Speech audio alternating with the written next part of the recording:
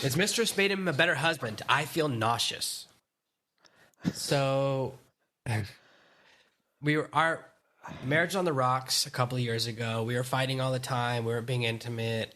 We did a couple of weeks of counseling, and then suddenly everything turned around. And for the past few years, he's become a more and more attentive husband. We have overcome some of our intimate issues, all sorts of growth, right? But I went through his phone a few weeks ago and found out he's been texting with this woman, and he talks to her about our problems, and she sides with me most of the time. But there's also some romantic text. They both have texted, even though, listen, we can't do anything. We can't act on our feelings, even though we're in love, because we care about our marriages and our families too much. So she's really upset that the mistress, who I don't think he was ever physically intimate with, they were just texting, naughty texts back and forth. What do you think? What's more important? I guess the real question is, what matters to you more, the journey or the destination? Why do you put it that way? Well, because she was really happy with the result. Yeah. And she's just unhappy with the nature of the counseling. But to me, I'll go first then, is that they specifically said, they discussed it, like, listen, I don't care about our feelings. I wish things could be different, but I care too much about my marriage. I'm going to use you to help me make my marriage better, right? Mm-hmm. So the only thing is that they've shared some naughty pictures. But when it could go somewhere, couldn't it cross the boundaries into an affair? I mean, I guess that's the concern. But they specifically said, and that's a great question, but listen, the marriage was already in the toilet before this mistress entered the scene. They were probably going to get divorced, right? They weren't being intimate anymore. They were having tons of problems. They were on the rocks. They were seeing counseling. So the marriage was already in the toilet. So they were going to get divorced. Then this mistress comes on the scene. I don't know if mistress is the right word, because we're not it's an old-fashioned word. We're not going to break each other up. They haven't been physically intimate. You know what I mean? Yeah. Is it cheating? It's definitely on the spectrum. I will admit it's on the spectrum of cheating, but compared to what most cheating is, usually when you find out about the mistress, you find out a whole bunch of other stuff. So my opinion is that it comes down to how you feel. If you feel like the way you get there is more important than the result, then she should be upset. But she's focusing on the wrong thing, right? Your marriage was in the toilet. Now it's out of the toilet. You're going to put it back in the toilet because of the solution he found, which wasn't even that bad. On the spectrum of mistresses, right? It was like a 2 out of 10 of level of mistress. They weren't physically intimate, but they did send some naughty pictures, but mostly they talked about you, and she gave advice about how to fix the marriage. So I think that it's like if a tree falls in the forest and no one hears it, doesn't make a noise. If she had never read these texts, if this guy wasn't an idiot and was erasing his texts instead of keeping his history there for her to find, then this never would have happened. So it's kind of interesting. Well, Jonathan, let's say that a couple are not having a great time. One of them has an affair and it goes on for years, and the other one never knows about it. Is that then, under your criteria, that's not a problem either? Because if the other person doesn't know about the affair, it's no big deal, really, right? The marriage continues. What's the problem? I hear what you're saying, and it's a very interesting way to throw my words back in my own face. But I think what I mean is, again, it's about the spectrum of the affair. What you're describing is a 10 out of 10 affair. Okay, you mean because there's sexual... it's sex and all that. What if it's just sex, though? Like, what if he goes to a woman that's just giving him sex and that's all it is? Yeah, it's fine by me. Me too. I think it's absolutely fine, too. So I talked to my wife about this a lot. And this is my favorite question. I mentioned this before. I love to ask, what would be worse is if I slept with a woman once, or if I didn't sleep with a woman, but we were falling in love with each other. And I think that's why she's upset. The second one is way, way more important than the first. Right. So for her, it's like, what she's hearing is, they never slept together, but they're in love and they wish they were together. And he called her the love of his life. So, well, that's true. That is true. Emotionally, that woman may have his heart, as they say. So for her, the cheating is a 10 out of 10 because it's emotional cheating. So I see that. That's right. And that's why I said really, this one could go either way, because it really... He could be laying in her arms and always thinking about that other woman, always wishing she was that other woman, or fantasizing it's the other woman. Yeah, I thought he was going to say, he became better in bed, he learned all these skills, but it wasn't that. That's what I thought it was going to be. He's an amazing lover now. He's so attentive. But I think that, listen, a marriage is between two people. Once you bring in a third person to the dynamic, it always collapses. It just always does. Well, I don't know if that's always true. I think there are marriages that have another person in them that do okay. I'm not just talking about certain religious or practices, but it's not necessarily true. I think people, like you said, it's between a man and a woman. It's a certain relationship. They can design a relationship. It can end up evolving to something very unusual, and that's not that unusual. So I don't think it's necessarily the end, really. But it depends on whether the husband is really in love with that woman and really wants her and wants to leave. If he doesn't want to leave, I don't see it necessarily as fatal to the marriage. Yeah, well, she's saying things like, here's what the wife is saying now. I want to hurt them. I want to expose them. I want to kill their perfect happiness. So it sounds like she's not feeling it. And that's pretty bad. But to me, it's like, well, and I don't know. I'm trying to think. But to me, the problem is the wife more than the husband, because the wife was already causing problems in the marriage before this happened. So they already had a problem. So it's kind of like I don't know.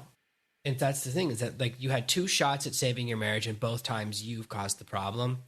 And it even kind of sounds like the problems that were happening before were her fault. So for me, here's what I hear, right?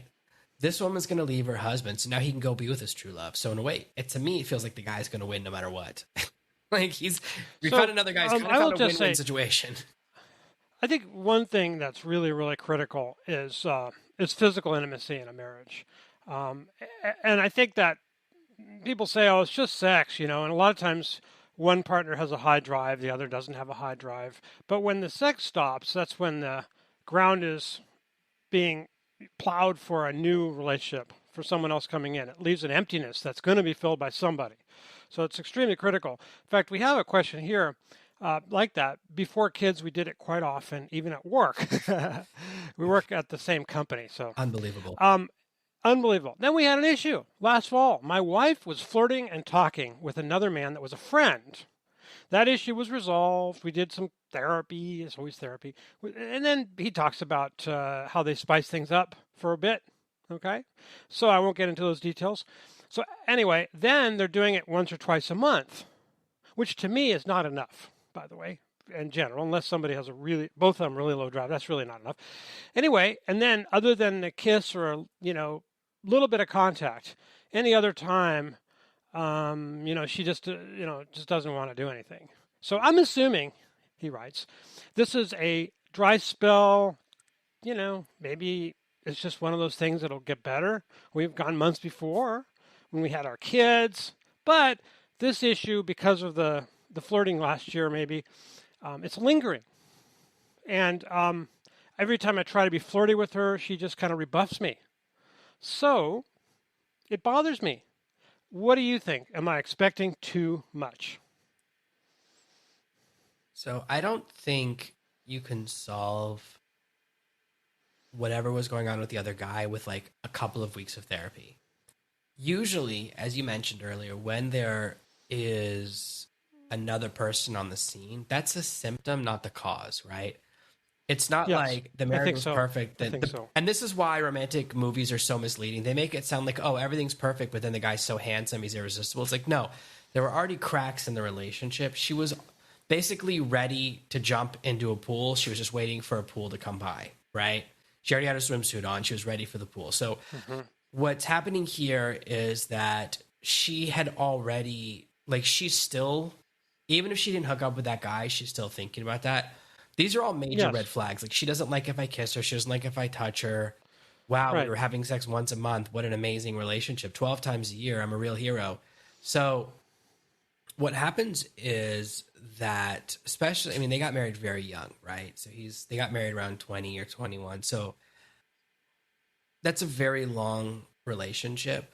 And relationships, yes, they do go through seasons where you have more and less intimacy, but if your more season is 1 to 2 times a month and your less season is less than that, which is like you're at the wrong end of the spectrum, I would say that the wife is already, honestly, she's probably already like looking at lawyers and planning an exit strategy, So this guy needs to get more serious about saving his marriage. She's divorced in her head already, right? We both think that. She's divorced in her head. It's just a matter of the formalities.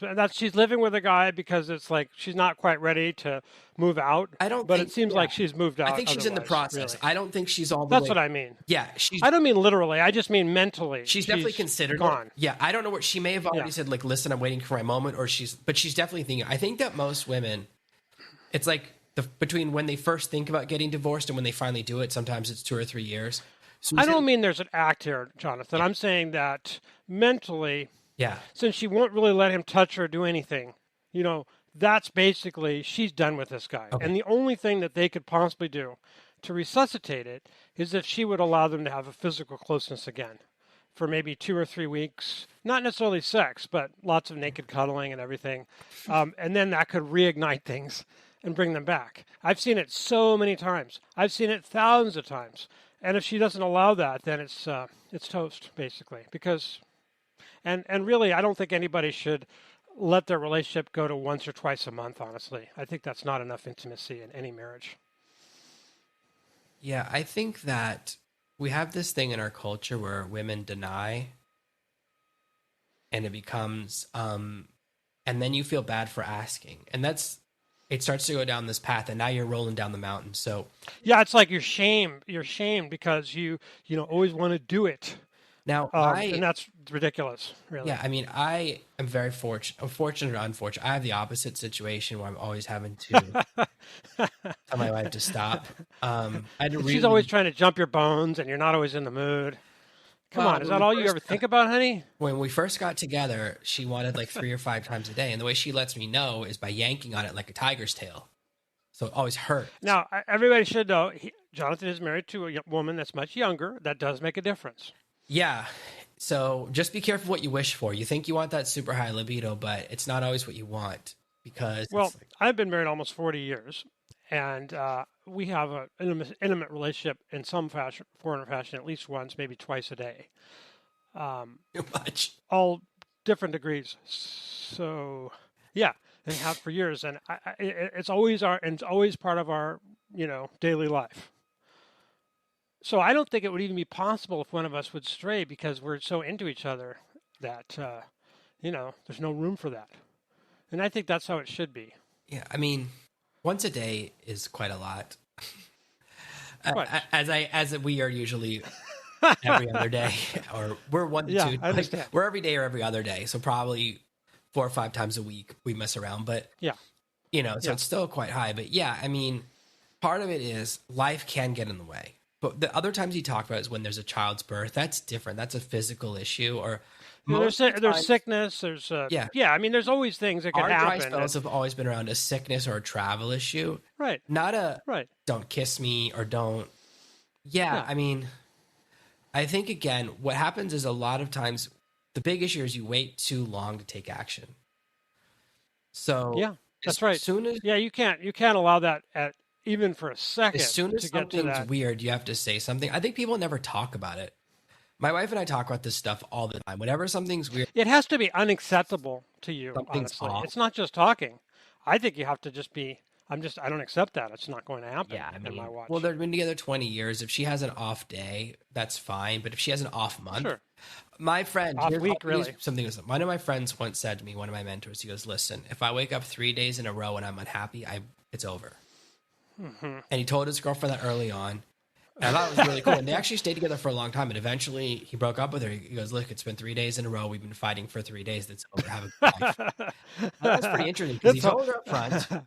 Well, yeah. I mean, have you ever I've never had 3 days in a row where I'm annoyed with my wife. No. So. Oh, no. I wake up wanting to be with her, and I go to sleep wanting to be with her. And, I go all the time wanting to be with her. That's how I feel. You're more extreme than me. I mean, I want to be with my wife half the time. The reason is we're practicing the nirvana sex angle that I teach in our, to thousands of men in our programs, and it keeps a man and a woman in a very high point all the time for each other. You have to understand, I live in fear of increasing her libido. Like that's the thing I want to have. Well, you would be able to handle it better too. Unique situation. My wife is extremely higher libido than me, and she has a tripwire. Yeah. She gets pregnant very easily. So We're really trying to wait until next year. And you have a lot of kids to prove that Pregnant that is again. the case. Well, every time she goes, maybe we should have another kid. The next day she goes, I'm pregnant. I never get she to was saying that experience already. She knew she was pregnant already. The idea. So we have to be sure before we joke about it. So I have another one here that's interesting. Women give terrible dating advice. I asked my friend for some advice about a guy I like, and she was like, oh, you have to play hard to get. You have to act like the prize. You have to be manipulative and sneaky. Why do I have to do all of these things? I felt Wait a minute. Is a woman saying to a man, her friend, if you want that girl, you should... Woman to woman. Woman to woman. As a woman, so if you want to attract a man, you have to do... You know what it is? It's that book, The Power of the P, which is like, use your golden bits to get what It's a fabulous book, by the way, for women who want to have a man on a string. Absolutely fabulous book. Yeah. For that. I don't agree with doing that, but I'm saying it absolutely works. It absolutely works. Yeah, basically, the book is, if you want to know the summary of the book, it's as a woman, is to keep a guy on a, kind of on a perpetual state of wanting you without giving you everything, without giving him everything, and months and months and months into the relationship. That's what it is, and it's controlling a guy that way. Basically, I would say. Would you agree with that summary of the book? Yeah, I mean, to me, it's a form of con artistry, right? Where you're... Yeah. You know what it is? There's this amazing... Well, unless the guy... I mean, he knows what's going on, right? It's not necessarily because he knows the con. I don't think it's a con. He's willingly participating in that. I mean, you're... How can I describe it? It's like when you fall... So there's this movie called The Great Happiness Space, which is about Japanese host clubs, where rich women go to hang out with young, beautiful Japanese men. The escort kind of thing, the male escort. So people don't believe this in Japan. They've heard about women. Oh no! Women go to these clubs for men too. I know. I've seen it. Well, but they don't sleep. No with sex women. Really. No. Right. No real so the sex, guy tells this story. He goes, "This woman came in one time with a briefcase with $1 million, and goes, I'll give you $1 million to sleep with me tonight." And he goes, "I know not to do it because she'll spend $1 million with me over the next year, anyways." Which is like, I'm like. Okay. He was famous. He was the most famous guy because he brought Cristal to Japan. He's like, oh, I only drink Cristal, which of course is super expensive because they have to ship it really far. And he talks about like, oh, I'll drink, but then I'll go in the bathroom and throw up so I can drink more because I'm at work. Right.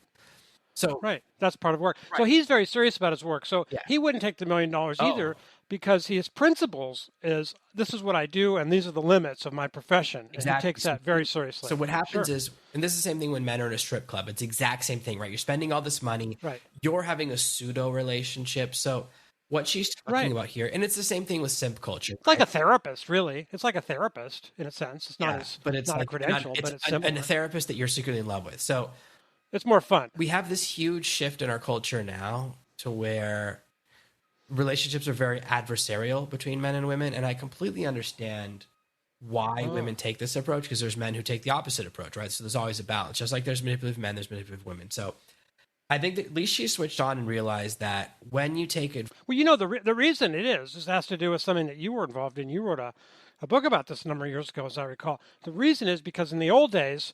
a woman would do everything that she could, just like this friend of hers is saying, play hard to get, get him to chase you, until the ring. Yeah.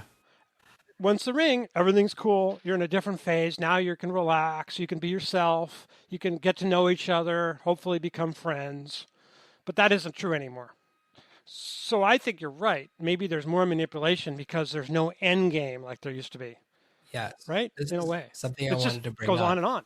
There's something specific I want to bring up. I believe that because we've devalued the word marriage, so marriage used to be nobody got divorced. It's very serious, right? Yes. You only married one person. If you got divorced, people looked at you like you're weird or they wouldn't want to be around you, which is a little bit extreme. But then we invented no-fault divorce.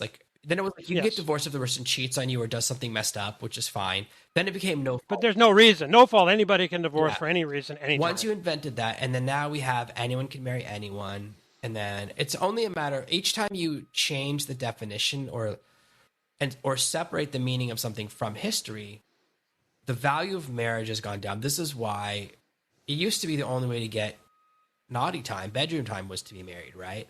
It was to get married. Now, I know I have a friend who's like 90, And he said, "Oh yeah, when I was it. I could never do it unless we got married. That was, that was the way it was. And other than with a prostitute." So Which with the shift in the woman. marketplace, the men-women marketplace, because now all of the things that made marriage a win for men, all the reasons for men to get married are gone. They were replaced with negative reasons. So now that's why you have to switch to this new strategy. If you want to get things, it used to be, listen, my wife is, people always talk about like, because my wife is younger than me, my wife doesn't work. Like, and I have advanced degrees and all this stuff. And everyone's like, wow, you're so smart. I'm like, am I the smart one? My wife has the same amount of money to me. She has the same bank account as me. She lives in the same house as me. She spends 3 hours a day at the gym, 2 hours a day tanning by the pool. She has and this is what, secretly women really want this mostly, even though they may deny it. But I like the advice that this friend gave her, though. I think she's right.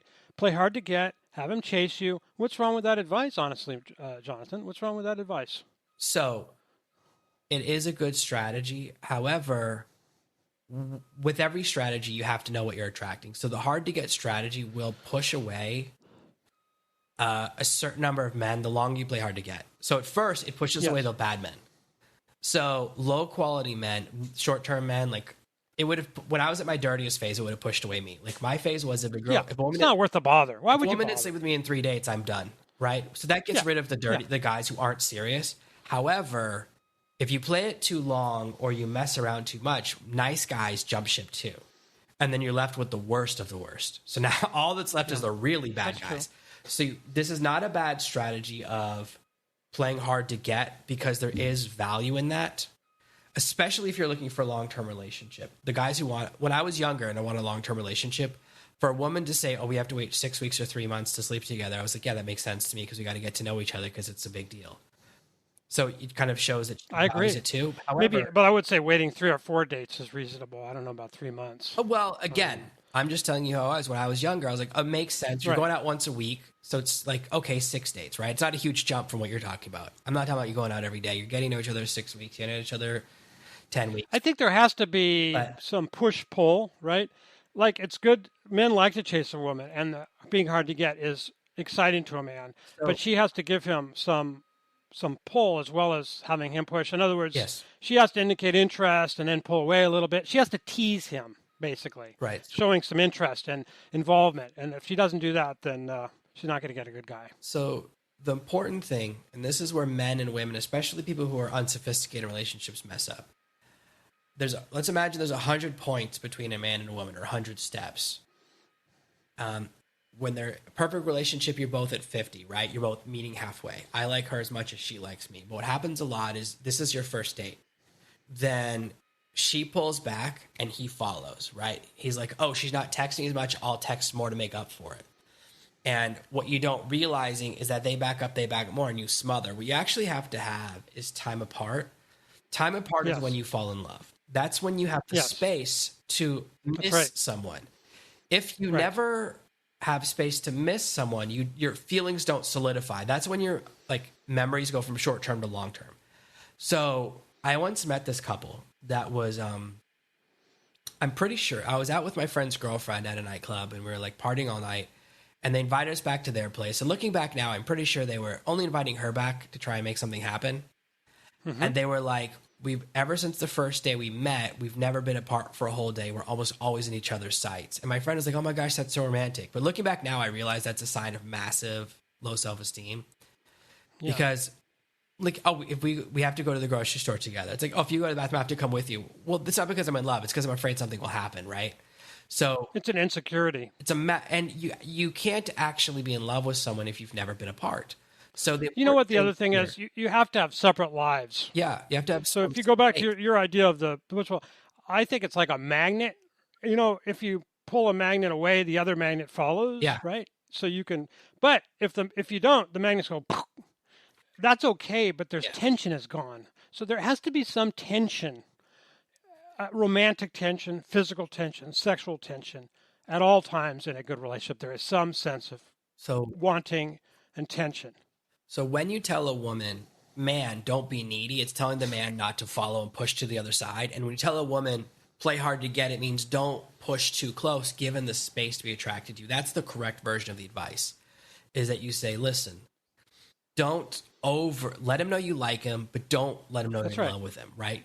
Show interest, but not too much interest, because it allows the spark of attraction. Because the same have thing him chase you, really. If you've ever Whatever you do as a woman, if you get him to chase you.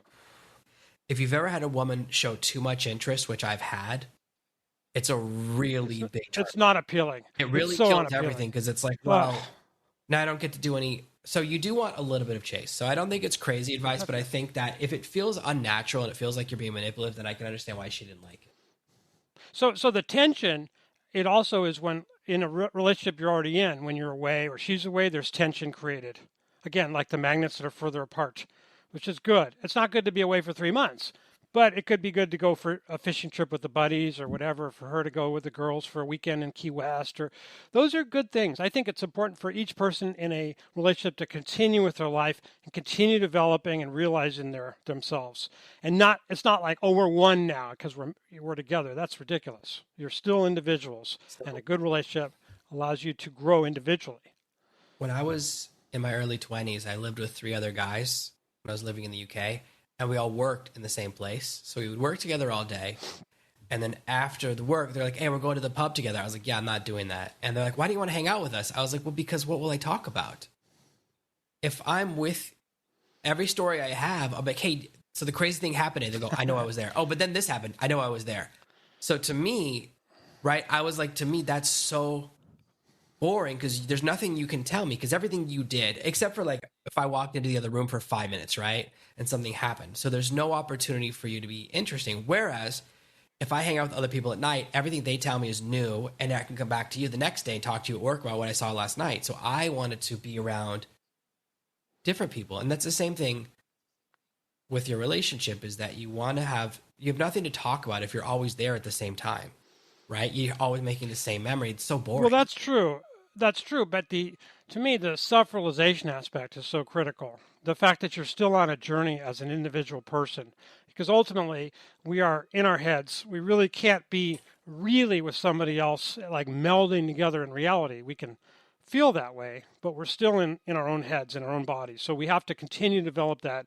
And it's very unattractive if we just are after somebody and there's none of that tension. So I guess we both agree that some of our advice is correct and some of it is not so correct. So let me ask you a question here that has come up. This is kind of a funny question, because it has to do with something that lovers will say to each other. Lovers is old-fashioned, like mistress. We've been dating for about 3 months. No real issues. Everything's been cool. So we were watching a movie, and she told me, she says, I think I'm falling in love with you. He says, I'm surprised. So I respond back, I have strong feelings for you too. This isn't going to go well. So she took that as, I told her, like, I don't love you. And although everything seemed fine at first, okay, we're going to get together for birthday and all that, and she's, maybe not getting together. She's not contacting me. We're not talking all the time anymore like we were. I'm always calling her. She's not calling me. She canceled a date we had. She said she was too tired. Okay. And then she texts me. She says, I'm just too busy for a relationship right now. And you deserve someone who can spend time with you. And I can't do that right now. So I was surprised. And then she texts the next day. She says, oh, I'm sorry. You're a great person. It's just, not good, blah, blah, blah, blah, blah.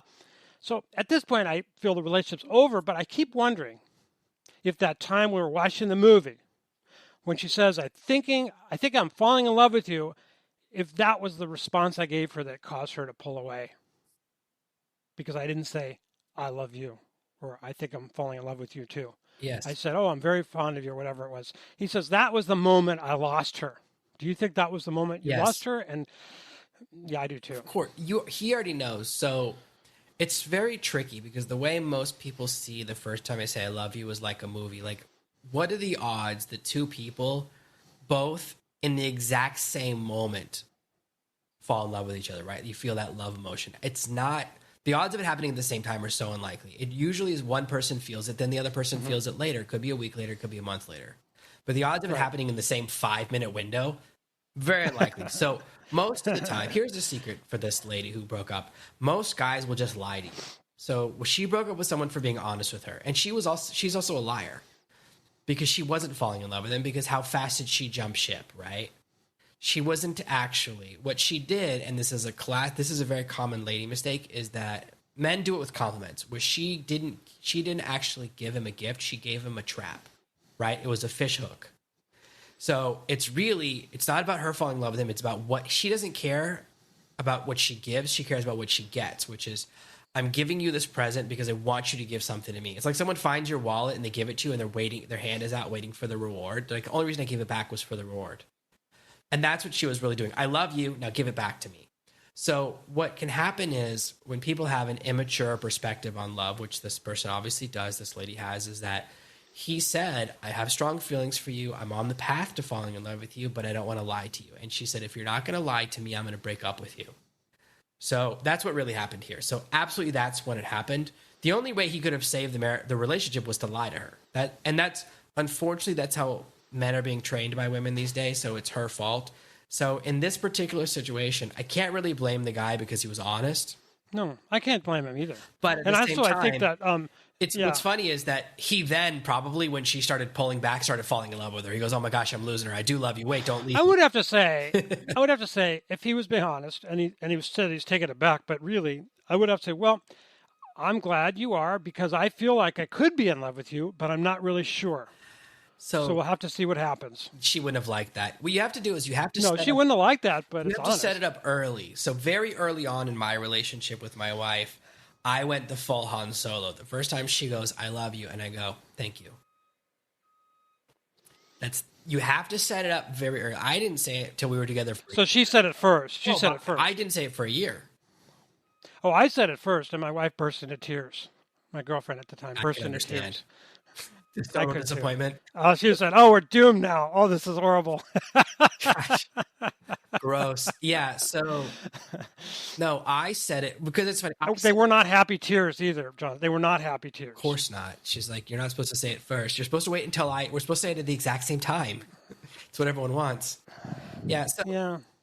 Most of the time, here's how it works. If you're a man and you think something is what went wrong, you're almost always right. It's kind of yeah, absolutely. When a man is with a woman and he's thinking, should I kiss her? If you're thinking that, definitely yes. The answer is always yes. You should just be not even think. You're just going in for the kiss. As soon as you think of something, you're right. We respond to signals on a delayed reaction. So he probably didn't even realize. He was thinking, hey, she should appreciate that I'm honest. And the problem is her, and this is what happened. So they were just watching a movie. Like, what's the big deal? And she didn't say, I love you. She said, I think I'm falling in love with you. Like to an engineer mind, to a male engineer mind. You go, okay, that's cool. No, but that's what happened to me. So my wife and I we were together for like a year, and we're watching Ender's Game, which was my favorite book as a kid. And I'm very emotional about it. And I said to her, I go, oh my gosh, I love you. And she goes, no takebacks. And I was stuck. I couldn't take it back because she'd already said that. So as you know, that's one of the rules.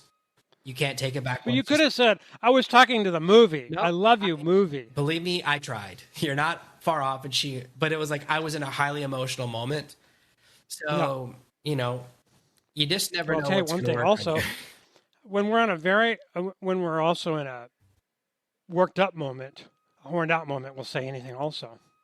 So, if a woman wants a guy to say, I love you, just watch Ender's Game. Get close doing the deed, and she'll say anything she wants. Yeah, that's what I used to do. That's true. In the bedroom. That's true. That's the best time. Every time I'm sleeping, if I was naked, I'm like, do you want to be my girlfriend? I think I'm falling for you. Like, whatever. You start saying what. You could get her to say anything at that point. Yeah. That mushy brain mush fog of just before. Yeah.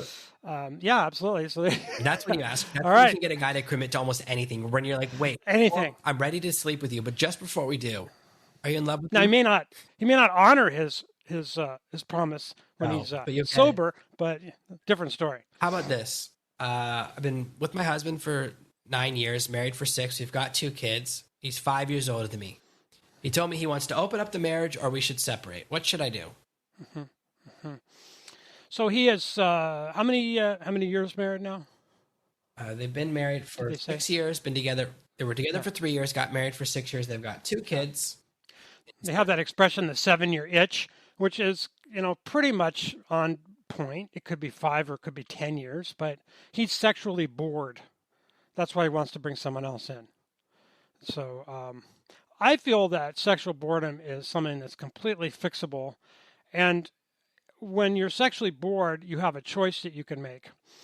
You can either kind of do the obvious thing, which would be opening up the marriage, for example, or trying out different, ideas that you see on on various internet forums. You can try those out, or you could do those things. Or the other thing you can do is you can discover something about what it means to be sexually bored and how there's a program that's in the mind, in the brain. There's a program that we can run where we're not bored with the other person, where we're endlessly excited about them and can't get enough of them. And this is the mind that you have in what they used to call courtship, the courtship mind. When you're wanting the woman and you just can't stop thinking about her day and night, and you just have to get her and have to win her over, that period.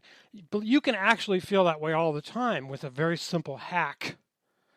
And then within a few weeks, rather than being bored, you're like so incredibly into your wife, and it never stops. And this is, to me, the secret of a happy life. It's basically a oxytocin life, because if you're pursuing the open marriage, you're just pursuing a new thing, a new thing, a new thing. That new thing becomes an old thing, and you become bored again and unhappy with the new thing that you have. And it ends up, you leave a trail of destruction behind in your life. You leave a trail of destroyed relationships, losing your, parental, the heritage you should have as a father. There's so many things that you can lose following this stupid program of being dopamine driven, of wanting something new all the time. So that's what happened to me. I turned it around, and that's one of the reasons why we do what we do in our various transformations, because we've helped so many men go from being bored to they just can't get enough of each other, and that lasts for the rest of their lives. Well, let's talk about this, because this is a unique situation. There's a couple of things going on here, right? First of all, is that they were intimate more than once a day for the first bunch of years until they started having kids. Basically, once they had kids, her libido dropped to zero, and she turned into a turn him down wife. She's like, I turn him down almost all the time because I don't feel like it. So, and it's like, well, I solved the case. I solved the mystery. You said you can't have it from me. Of course he's going to say, well, I got to get it somewhere. She's made a decision, and it's like, fix your libido, right? Take an approach like you're talking about. So she doesn't have to fix her libido. She doesn't have to fix it. The big mistake that women make is that they, especially when they're lost their libido, is that I have to feel like it. You don't have to feel like it, because women will feel like it when they're doing it. At that point, but they won't feel like it before they do it. And she has to understand that, honey, you're not going to feel like it till we're doing it. Let's do it, and then you'll feel like it. And that sounds weird, but that's exactly how it works with women who have lost their libido, and then it's fine. Yeah. But you still have to do it even if you don't feel like it, and then she'll feel like it. Yeah, you got to. Otherwise, you can't have a marriage. It's like, you know what? You don't feel like going to the gym, but once you get there and start working out, you're glad you went. But I think that, it's like, well, you don't feel like that. Do you feel like moving out? That's what he's kind of saying. And it's kind of built up because it's been a couple of years of these shenanigans from her. It's been 3 or 4 years of this from her. So I think that, it's the way it's always, these things are always told is always at first sounds like it's the guy's fault. But he's kind of said, listen, if you don't want to sleep with me, I have needs. I want to get my needs met. It is his fault because he's let it go way too long. Okay. He should have worked on nipping this in the bud really, really early. All right. You're merciless. I think otherwise the relationship falls apart. So it's to everyone's benefit to not have a dry spell. They should have dealt with this a lot sooner. That's the thing. That's right. Here's what happens. He thinks, just because she had a baby, she'll be back to normal soon. And she's like, okay, maybe at 6 months, maybe. Because people tell you that, after it just takes a year after having a baby, then your libido's back. So he's kind of been waiting for that because he probably got some bad information. So that's what's going on there. I think that's part of it. That's why waiting after a baby, you're like, maybe it just takes a little while after a baby. You don't know how long it's supposed to take because there's different information out there. Some of it does say a year or two. So that's why 2 years after the last baby, like, listen, what's going on here? And so it's both of their fault, but definitely, I wouldn't. I think women can go a lot longer without having sex in that situation than the man can. Yeah. So you shouldn't allow that. You can't allow that. It's part of the being a man is you have to kind of have a rule about this. You can't let it go very long. Here's one for you. This is a guy. He says, I'm 44, and I'm really regretting that I've had all these girlfriends, but I've never had children. And we've always got together, and I'd got together, had a girlfriend, and we always agreed we didn't want to have children. I just didn't see the point of getting married because I didn't want to have children. Most of my girlfriends have left me. They want kids. It turns out they said they didn't, but they really do. And now years have gone by. My ex, she was pregnant. Anyway, I'm just crying because she said she'd get an abortion. She had an abortion, and that could have been my child to raise. So now I'm really regretting that I didn't have a child. It's just horrible. And I just want to say that everyone warned me. They said, you're going to regret not having kids. You're going to regret not having your own family. I didn't listen. And now here it is, and I'm in my mid-40s, and it's sort of like too late. It's not the holidays too late. Are the what is worst. This dude talking about? I know. Are you kidding me? Well, okay, it's too late for that kid that's gone, that was aborted, but maybe the next one. This dude is 1 year older than me, right? I'm going to have... Well, here's the problem. Okay, but this is the problem that he says, and I want to address this because this is important here, okay? He says that the women that I'm meeting now already have kids. And he said every single one that I meet have kids. They don't want any more kids. See, that's the problem. Stop dating old women.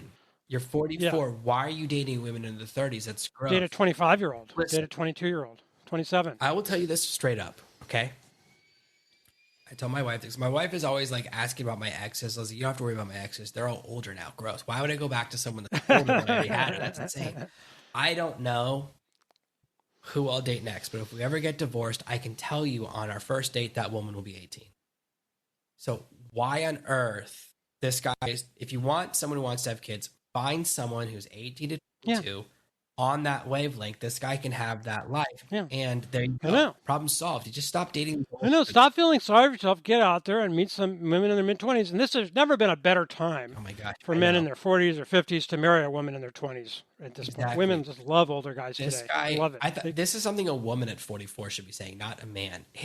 She regrets it because it's too late. But it's not too late for him. He could have a kid at 90. So get busy. Exactly. So exactly that. But it is this...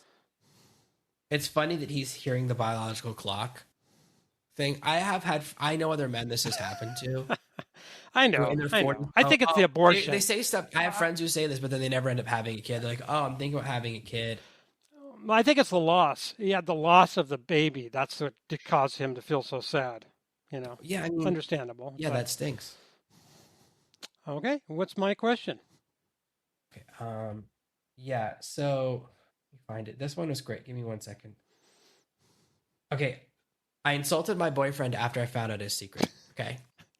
So here's what happens. This woman dating a guy who's a little older than her. He knows he knows that before her, he dated one of the women at work.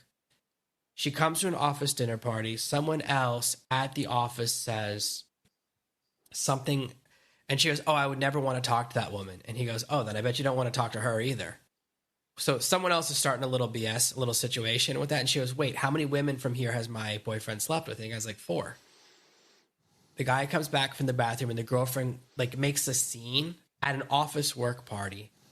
Oh, wow. And then she goes, I can't believe I'm dating the office slut. So she calls him a slur. You're not supposed to, I thought you're not allowed to use that word anymore.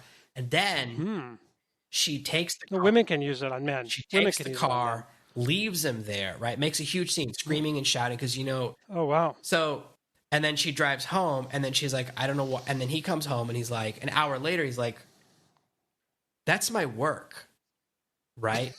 Yeah. So you pooed in my punch bowl. Well, now here's the thing. These are all people he'd slept with long before her. So none of this are cheating. Okay. It's not like he's serially going for one or the other in the last one 2 weeks ago. She goes, why didn't you tell me about every She's better woman off not knowing about ever slept, ever dated? He goes, I've told you about every woman I dated. She goes, but what about every woman you've ever slept with? He goes, if I sleep with someone once, it's supposed to go on the list. So that is a game of, it's like, yeah, I mean, I told you about all my relationships. She's like, yeah, but you didn't tell me about every single person you'd ever had a one-night stand with. So that's what she's upset about. So, and the trouble with this is there's such a double standard, because if a woman has gone through a period in her life, let's say in her early 20s, where she slept with lots of guys, she'll never, ever admit that. Never admit that. No, they always go, oh, that he didn't Never. count. The classic move. Oh, that one didn't count. Right. Yeah, So it's such a double standard. It's and what does she really expect? And why isn't she attracted to a guy that's attracted to other women? Of course she is. A guy that gets other women is attractive. So, I don't know. I think it's something that could be overcome. Honestly, I don't think it's no. I think big he should dump her. She's awful. Yeah, I agree. But I'm saying if he wants to keep her, Here's the thing, and this brings up what's important to me is that women will fight not fair. Women love to fight in public, fight in front of the kids, do things that will hurt the entire family. So a woman she's living off, right, this guy's income. She's living in his house, and she will do something that will cut off both of their incomes. She will hurt herself just to make a scene. But men don't fight this way. Men prefer to fight in private. Like, let's talk about it at home. Let's not make a huge scene. Let's talk through this. That's more, well, because it's a practical matter. It's stupid women to do that. Will, in my case, listen, this is something I deal with my wife. My wife will do things that will hurt our entire family. When she's really mad, she'll do things that will hurt our kids, hurt us. She doesn't care. Like, she will fight in public, and like she'll fight in public at the kids' school. Not that this has happened a lot, but there's nothing to, even if I say, hey, listen, what you're doing can hurt our income, which means, I can lose a project. So then we don't have money to pay for the kids to go to this school anymore. And she's like, I don't care. When they're flipped, this is why I started a lot of backfires to stop that from happening. Okay. That's why I started a lot of fights on my own to prevent these big ones. But that's what's happening here. So what I love is that she doesn't know. All she cares about is that he's a liar, which is not true. Then she switches it, and then later on she goes, okay, it's a lie of omission. You've already downgraded it from the lie of omission. And it's like, not really. I agree with you. He should dump her, but I'm saying if he wants to keep her, he can. I mean, for me, someone who, listen, if she threatened his work, she's already demonstrated, right, that she can't be brought out in public. Well, that's true. And she also, listen, if she left in his car, if that was his car, she drove home and not even her own car, now it's on. So that crosses another big line where I would be tempted to call the police and they said, listen, someone just stole my car. Like, now it gets worse and worse, doesn't it? Yeah. So I feel like this is the important thing. Do not. Now you see, if she had read The Power of the P, we're not using the. Well, you have to know where. Here's the other thing though. If this dude is hooked up with a bunch of girls at work, don't bring your girlfriend there, who's obviously pretty high on the crazy spectrum. How about that, right? Like, he also brought potassium to a pool party. Like, he also made a horrible mistake. He brought her there. Like, you have to know that you shouldn't bring those two things together to the same environment where you've hooked up with a bunch of people there. You don't bring in your current girlfriend to that situation to be around your ex-girlfriend. So he did make a big mistake there. Well, you have to think strategically about your work. So, it's okay to not come with anybody to a holiday party, whatever it was, to have nobody. I'm not in a relationship right now or whatever. Nobody's going to ask you. You could go with a friend. You can go with nobody. I mean, you're right. He made a big mistake. Really, really not thinking strategically here. So I agree. So here's another one here that I want to discuss. This is a young person. And we do have a number of young people that are watching our podcast. So there's a girl in my friend group. She's outgoing, flirty. Most guys like to make flirty jokes, and they playfully, punch or push her to get close to her, blah, blah, blah. And sometimes she'll tease me and everything. But when it's the two of us, occasionally, she barely talks. It's like she becomes this introverted girl. We talk, but it's like with simple questions and answers. And she knows I'm a shy, introverted person. Could it be that she just doesn't like me? Maybe she's just being nice, in the group setting, but she doesn't really care for me. So I hate the way people use the word introverted. I think that people for social skills. Well, people consider now introversion is like a disease. People act like they have an ailment, and I'm very introverted. Okay, introverted means, here's what introverted means, is that you enjoy being by yourself. You mean you get energy, you recharge your batteries being by yourself. I prefer to be alone. It's like so, and it's not like you're only like to be alone, but you like to have periods where you're by yourself, and that's how you recharge and rejuvenate, so you can be outgoing when you're with people. Every single week before these sessions, I hope you're going to cancel it. Every single week. That's how introverted I am. right? I never cancel it, but I think about it. Like today, you didn't message me as early as you normally do. And I was like, oh, maybe it's canceled. I had 4 other podcasts I was supposed to be on. They all canceled on me. I'm not upset. Like, that's how introverted I am, right? I know what happened. So I have to overcome it. I have a good time. Once we start, everything's fine. Wait a minute. You don't feel like it. Why are you doing this if you don't feel like it at the beginning? Listen, that's exactly what I mean. Is that you have to do more evidence of that. This whole thing of like, oh, she doesn't talk to me because she knows I don't like her to talk to me. Guess what? I like my wife to talk to me, right? Introversion is mostly about big crowds or getting to meet strangers, that stuff. This thing of like, oh, maybe she's adapting to my introversion because she doesn't talk about much. No, she doesn't talk to you because she doesn't like you. And she's nice to you in public because she feels bad for you. This dude is a loser. Right? This dude is doing what I did in high school, right? He's like, he probably is in high school, so I can't be that harsh on him as you are. She looked at me as we walked down the hallway, so now I've written her 17 poems. I never forget you. I mean, he's a poor middle school kid. Come on, let's.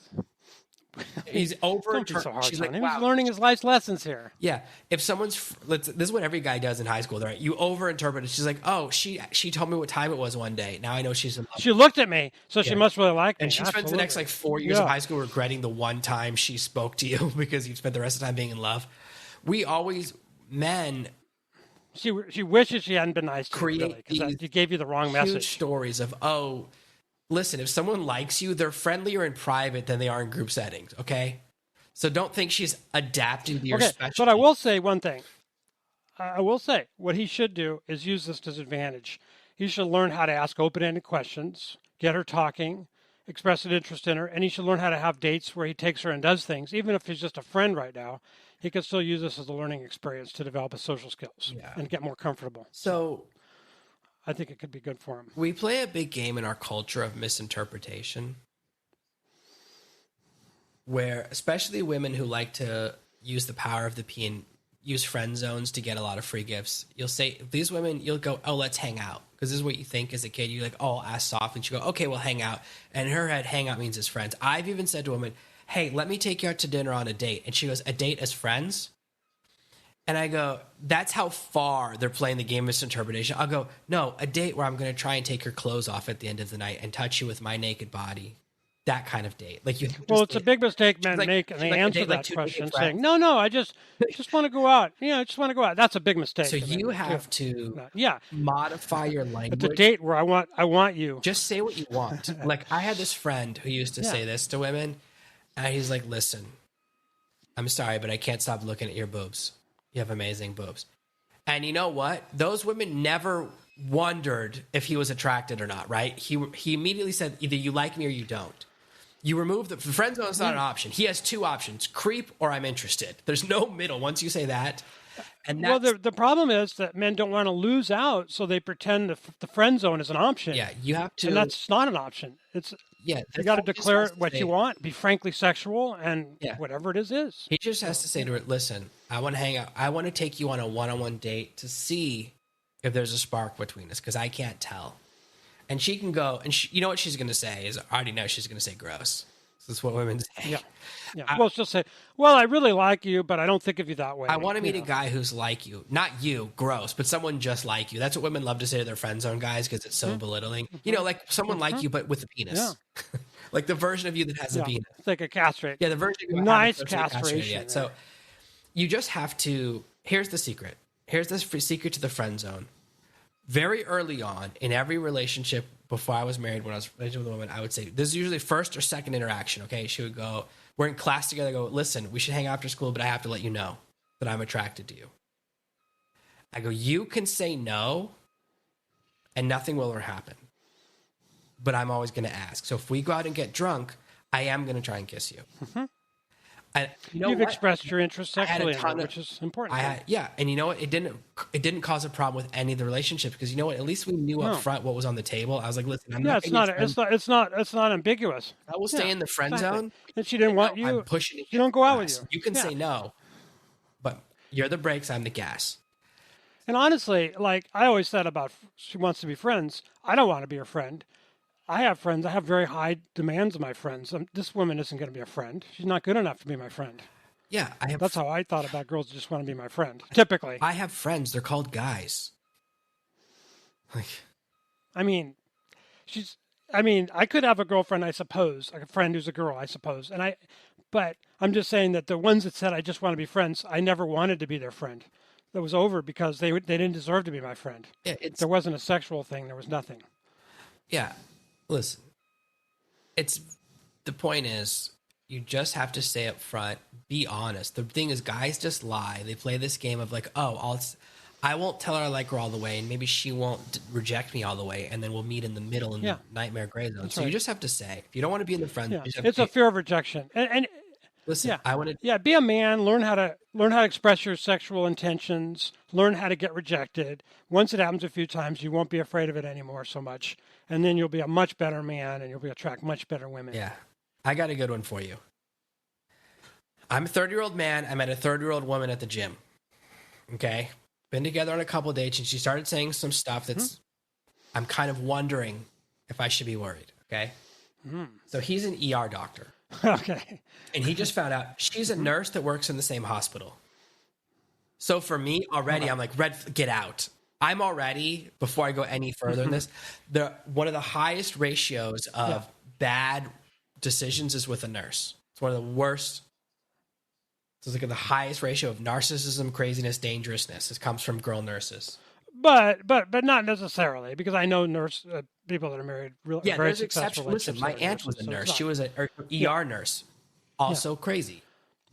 So you can't quite. Also, but okay. So continue. Okay.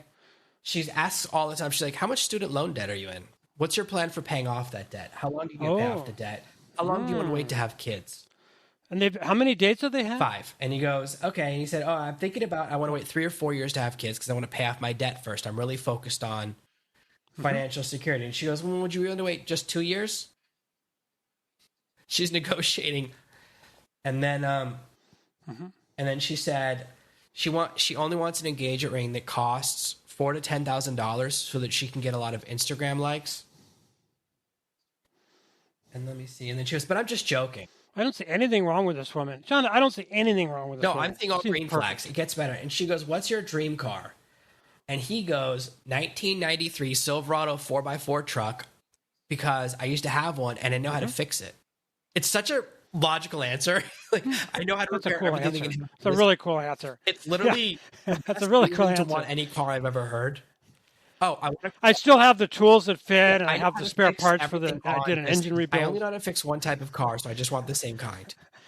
And then she goes, well, you'll be riding around in it by yourself. Just kidding. They're not meant for each other. She's totally materialistic. All she cares about is, I don't mean all, but her big concern is landing a guy who's a doctor, who makes a good living, who can keep her in style. And he's a very practical guy. Who he should be looking at someone else immediately. Yeah. I tried to warn you at nurse. Obviously. You didn't listen to me. I tried to let you know that already there's a red flag on the play. But yeah, so here's a sign. Yeah, not necessarily, but yeah. Here's how you do this. If you're a man and there's a couple of things. One, if she's really attractive, it distracts you. Number 2 is usually crazy women are better in bed. So those 2 things can throw you off. But here's how you do it. You say, if my friend told me about this woman, what would I say to him? Mm-hmm. That's how you can kind of detect. What would I advise him to do? That's how you can see it objectively. Because what this guy is struggling with, which is reasonable, is he's like, I'm in the middle of the game. I can't be objective. And it's like, she's throwing down.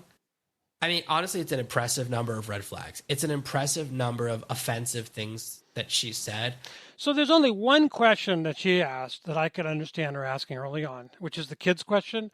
If she's, wants children and just wants to filter out men that don't want children right away, I can understand that question. And then it's over because, he doesn't want kids for 5 years. Well, let's talk about kids. She said, if we have a kid with Downs, is it okay if we put it up for adoption?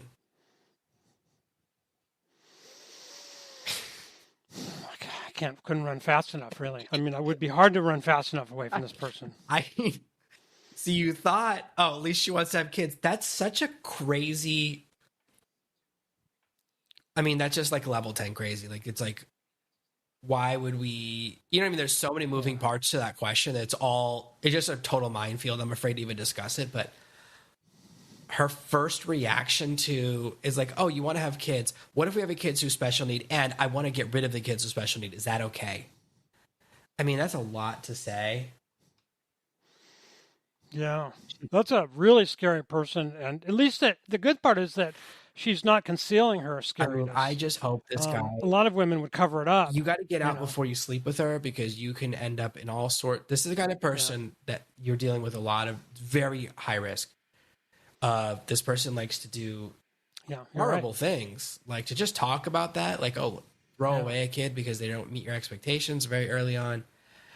I mean, whoa, that's very intense. And then not only that, but what he should do there's another way to get to your money. He should break up with her break up with her slowly. Just let her lose interest, because if there's like a hard break, she could become psycho. You could just say, "I'm getting busy. Let's meet next week," and then next week comes around, and just sort of do the ghost, the 2 or 3 week ghosting. You have to remember, these two work together because she could really hurt him. They work in the same hospital. Well, they're at the same place. They didn't say they work together, but the hospitals are big places. So. Well, it doesn't matter. You have the same HR department. You know what I mean? This guy needs to transfer. Honestly, this guy needs to consider, I don't know. Well, I'm just saying. Here's my advice. It's called Medicines San Frontieres. They will send you to a third world country, something war-torn, for 9 months. Then you come back to a different hospital. Like, you have to consider, honestly, maybe even needs to Doctors Without Borders. This guy may even need to, I'm going to just say it out there. And you know what? He may need to fake his own death. He's 5 dates in. He may need to do a full fake your own death situation. Yep. Well, they're looking for someone who wants to colonize the moon, so he could be one of those people. He could be the doctor for the moon agency is always looking for doctors who are willing to be a little bit sketchy. They put you up in a nice house in the third. There's also he could rob it. He could. There's the witness relocation program. I mean, there's lots of options for this man. Okay, so he's not without options. And with that, I think we need to call it a day. Can you make sure that you like and subscribe? Hit the subscribe button, hit the like, and also ask us a question. We've got more and more people leaving comments, which is great. This tells the YouTube algorithm that you appreciate our content. And if you like that video, we have a couple more that you will really enjoy. And we'll see you next week. Thank you so much.